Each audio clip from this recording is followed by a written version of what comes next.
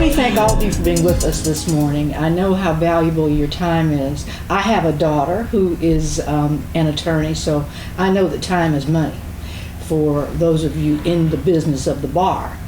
And we thank you very much for your time this morning, but also your commitment to the Family Law Information Center of Rockdale County. If you would, just introduce yourselves briefly, and we'll get started with our discussion. Let's start with Melinda. Hi, my name is Melinda Johnson. I am a local attorney in Rockdale County, born and raised in Rockdale County.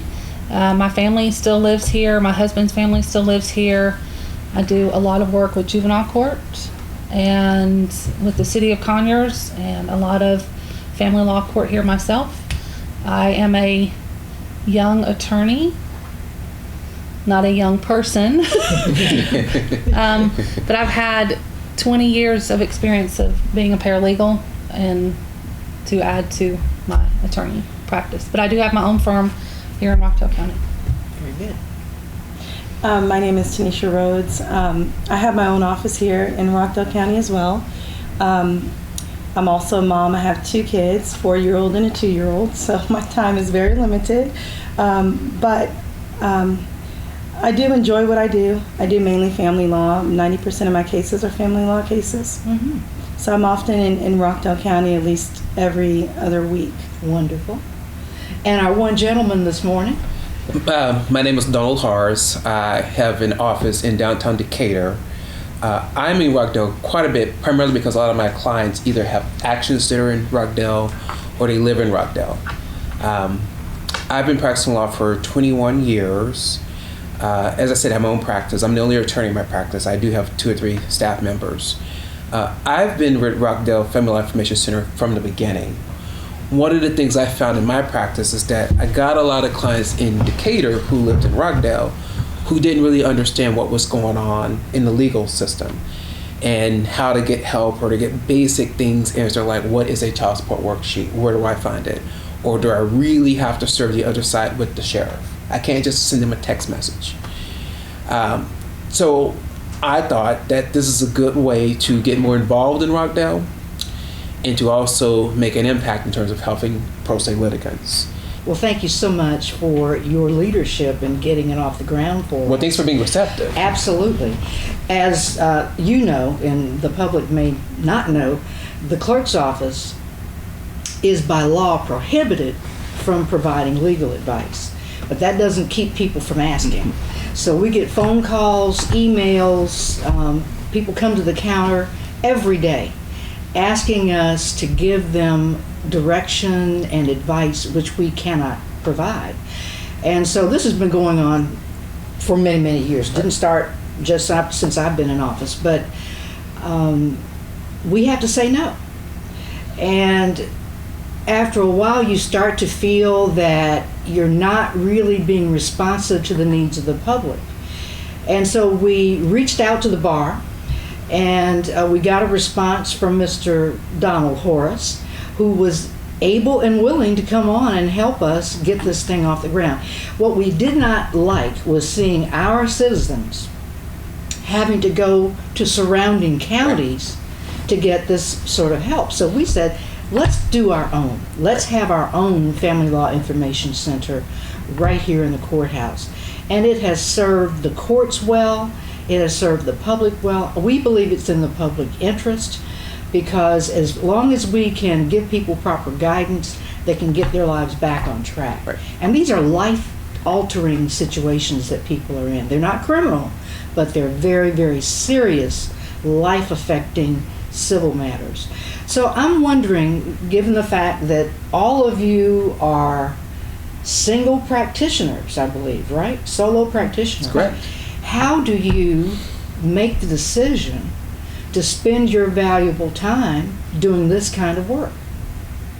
Well, I'll kind of speak for me. I think it's something that every member of the bar should do. I think everybody in the bar should give some part of their time to community service. I mean, we are charged with a great responsibility when you pass the bar. There's certain things that only lawyers can do. And then from the practical part, I think the networking that you encounter, the different attorneys you meet, the different judges you meet, it's just good practice. I mean, that's how I see it, and that's how I justify it. All right. Melinda? For me, definitely helping people is one of the reasons I, even in my adult life, decided to continue on to become an attorney. I want to help people. It's not about anything else other than helping people. And if I'm helping people through the courts, then I'm certainly continuing my job, my ethical duties as an attorney, and certainly, again, because this is my community, I am here. I have embedded myself along with my family to this community. I have made a promise to myself that I would continue to uphold this community, everything that this community has given to me. And so therefore, however I can give back, I try to give back as much as I can. And if that means that I pick up the phone and answer phone calls and give out information, or if I come here, I'm happy to help. And it's important to me to reach out to others, and it's important to me that individuals understand whenever they walk into Judge Mumford or Judge Irwin's courtroom what to expect, so that for some reason they're not turned away and unhappy when, you know, a simple phone call can resolve a very simple question, and, you know, as you suggested, their life can go forward and maybe not be so altered in such a bad way and have a poor opinion about the court system. I think a lot of, especially these days, a lot of individuals have issues with the court system, believe that they're railroaded, quote unquote, or that there's no justice there. However, with the Family Law Information Center, if individuals come in, they understand what the judges are looking for, what our law says has to be in place, then I think it provides a little bit more framework for individuals to go into court prepared, and they know how to deal with the situation. And that's certainly beneficial to everyone in the community. I absolutely agree with you. Tanisha? Yes, I had mentioned when we first started talking that I had 2 kids and I'm busy and my time is limited.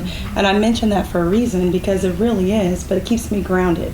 And before I even became an attorney, the reason why I wanted to become an attorney is because I wanted to help people. And I know that's a generic answer that all attorneys say. I'm in it to help people, but I am. And attorneys tend to forget when the bills start coming in and the money starts coming in, why they entered into the profession initially.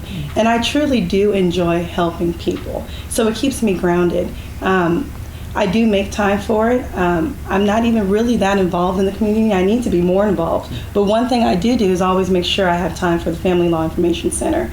And I've been in court before, sitting in both of the judges' courtrooms, and they're standing up and people don't have their child support worksheets. They are not prepared, and the judges can't give any legal advice. All they can do is say, go get an attorney and come back when you have it ready. So I've seen that over and over again, and I feel for the people that walk out of the courtroom because they're in a position where they can't get an attorney because they don't have money for an attorney. And if they had money, they would have had an attorney initially. So they just need some guidance, someone to show them where to pull the forms, what the courts are expecting, so that they're fully prepared and they can get their case through without having to spend thousands of dollars that they don't have. It's really rewarding to me, and it keeps me grounded. And I look forward to coming every I think I come once a month at least. And I truly look forward to it because I know that it does help people, and people really do need the help. They really do. And we appreciate your time so very much. It does make a difference to individuals that you provide services to. It makes a difference in the smooth operations of the court, and it's in the public interest. Because if we can save people from the trauma that they go through without legal assistance, that means they're not having to use public benefits. Right. And that places a drain on the taxpayer dollar.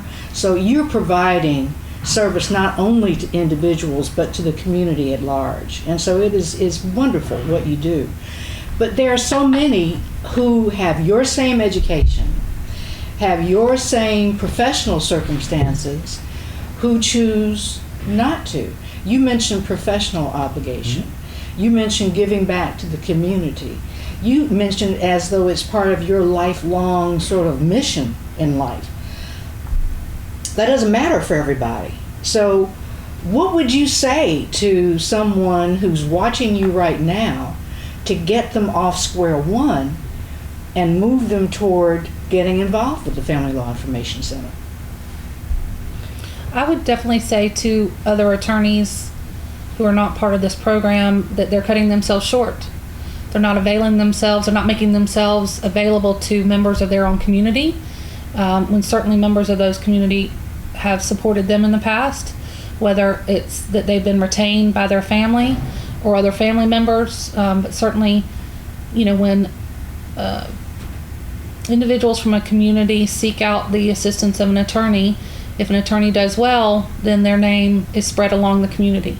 So if you want to hit those attorneys who say that they don't have time, what I would say to them is that they should make the time, because one good deed generally does not go without notice. And while that person may not be able to afford your services, they may pass along the good information that you have done to someone else who may say, yes, that was a kind person, I should go see them. I think that's absolutely true. I mean, I'll get folks that I'll see at the Family Law Information Center who say, oh man, thank you. I'm going to pass your card to 5 people that I know. And then I'll get a call from somebody who I have no idea where they came from. It's like, well, I met you through person so-and-so, refer me from what's his name. And it's because I did a kind deed and I wasn't looking for it, but it does generate some business. And you're right. I think that once you do something good, that actually does get passed around in that community. I really do believe that that's true. And the other thing that I have found is that when you do it, the judges know who's doing flick. Mm-hmm. They know. Mm-hmm. So it's been my experience that when I go in front of a judge, I don't get special treatment. But it's kind of like, oh, aren't you the guy? Yeah, I am. And it's like, okay. So I think it does kind of enhance your standing in the community. I think it does. But I think you're absolutely right about people passing your name around. I think it's 100% What do you true. think is the general reputation that lawyers have with the general public? They're liars. Yeah, I Can't be think so. trusted. Aha. They're selfish. You can't trust attorneys. But what I was going to piggyback what they were saying earlier is that people can really, when you're genuinely trying to help someone, they can tell. You're not doing it because it's a duty. You're not doing it because you're scheduled to come here once a month. If you're doing it out of the kindness of your heart, people can see that.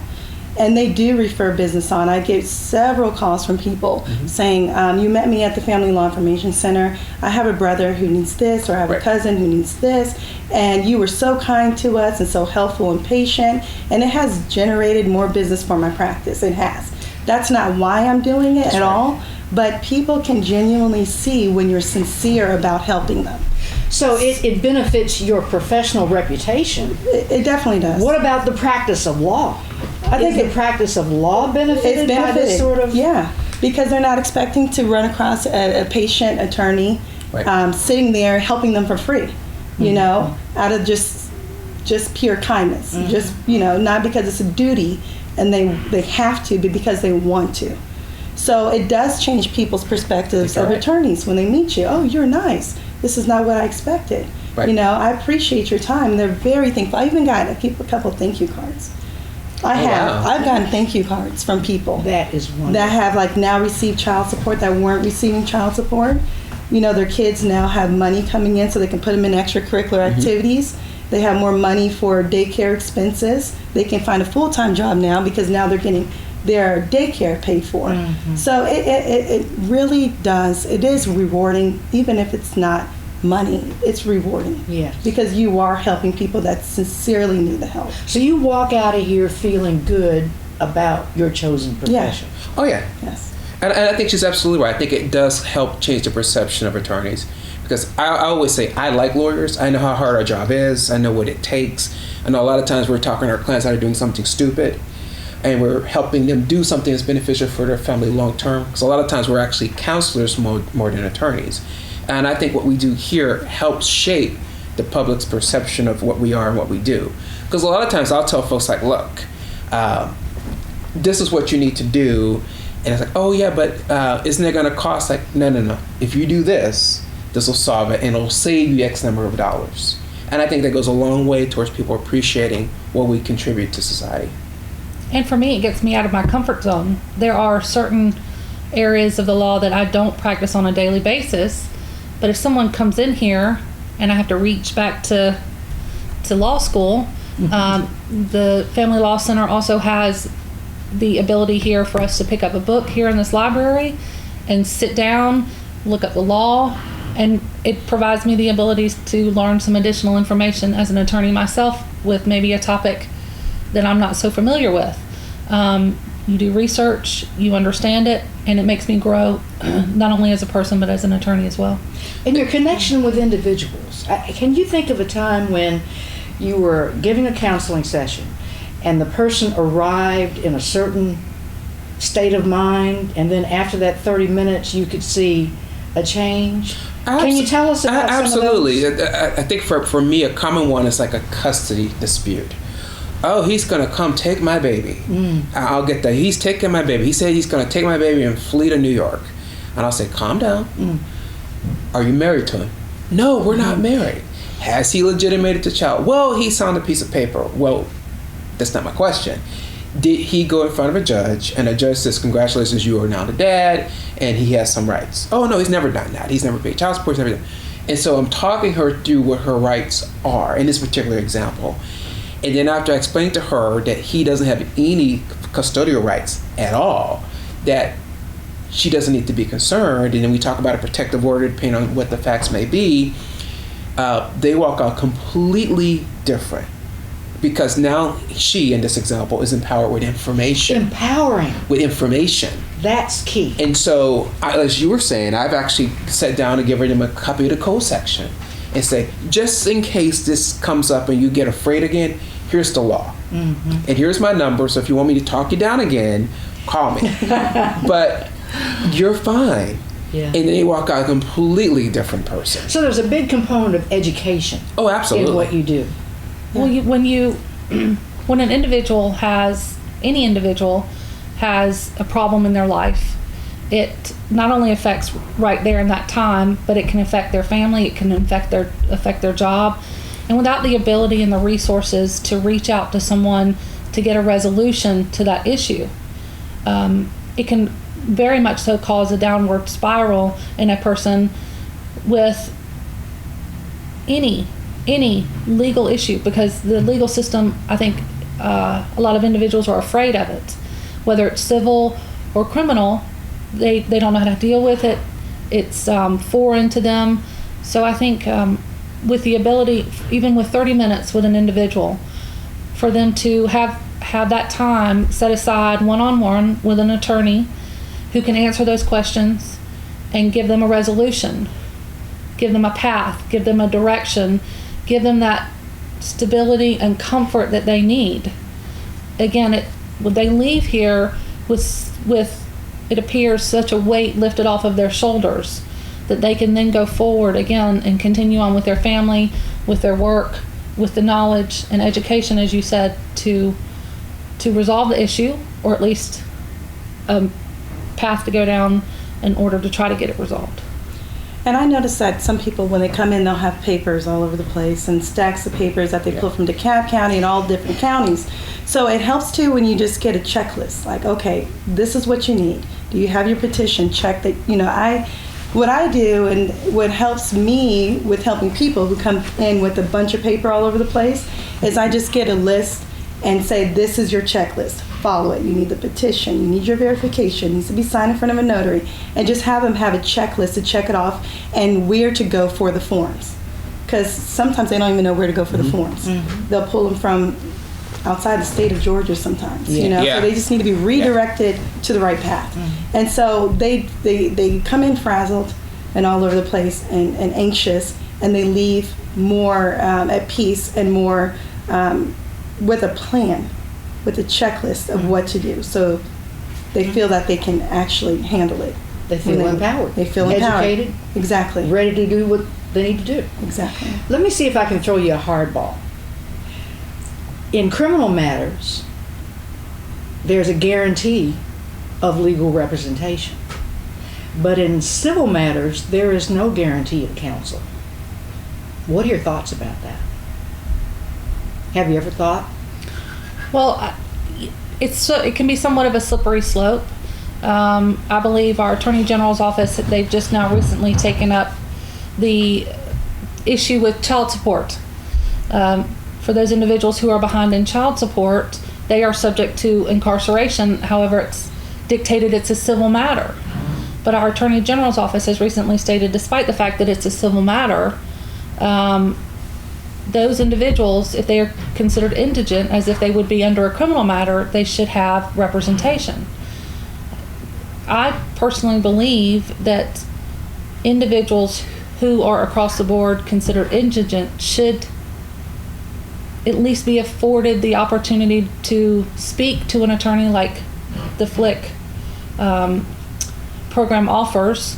I don't know about necessarily going all the way down the road of taking a case from start to finish, should a court have to, because that sometimes in civil arenas can take 2 to 3 years, and can also be considered sort of a long-term process beyond that. In a divorce, you could have modifications, contempts. When does it stop, so to speak?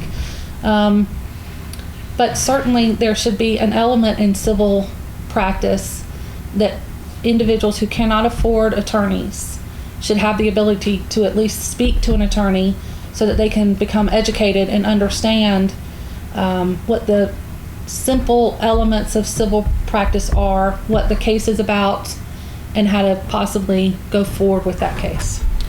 I agree with you on this. One of the good things that we have in Georgia in terms of folks that are indigent, they do have access to Atlanta Legal Aid and Georgia Legal Services Program, and also the Georgia Center for the Homeless.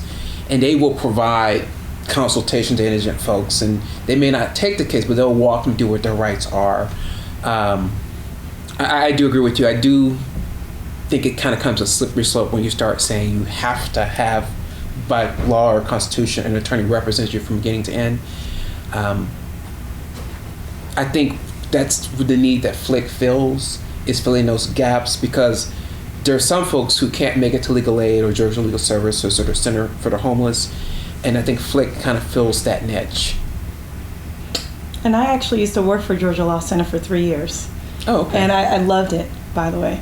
But yeah, the issue is that their caseload is so heavy, and they can't take everyone that comes through the door. So they do a lot of, they have to turn down a lot of cases because they just don't have the attorneys to handle all those cases that walk in. So they get turned back out, and the cases get turned away, and then they end up going to court with no representation. But I definitely think that it would be okay if we had more FLIC volunteers, or maybe instead of every Friday, maybe there's someone here more than every Friday. If we are successful in recruiting additional attorneys, we would like nothing more than to expand the Family Law Information Center to provide services more days during the week, Right. but also to provide services in the evenings and on the weekends.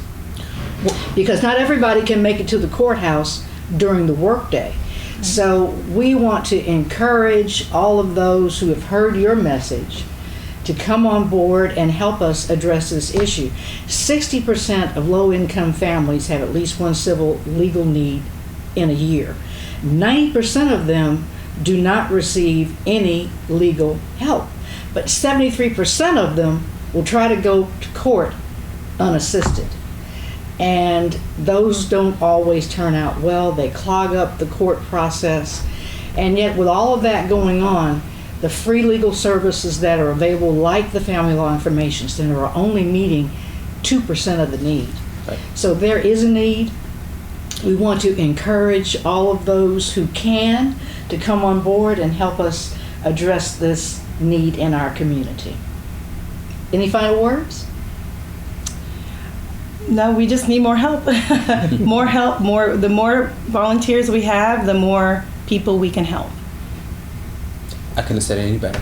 Me either. Thank you all so much for your time today. It's been delightful. Thank you. Thank you.